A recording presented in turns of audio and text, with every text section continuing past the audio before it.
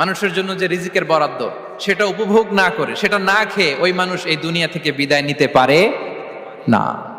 তাহলে আমার রিস্ক ভোগ না করে আমি মরবো না, এবং এটা যেহেতু আপনার জন্য নির্ধারিত, এটা আপনি পাবেনই। এখন এটা কি হালাল পন্থায় আপনি পাবেন না হারাম পন্থায় পাবেন, দ্যাট ইজ ইউর ডিসিশন।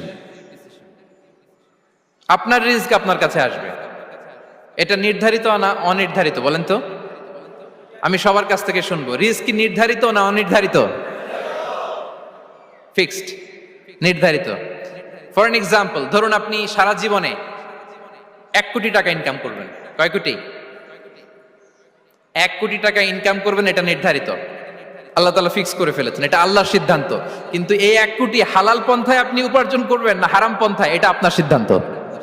রিজিকের রেসপন্সিবিলিটি আল্লাহ, রিজিক নিয়ে চিন্তা আল্লাহর। তো আল্লাহর চিন্তা আমি করলে হবে?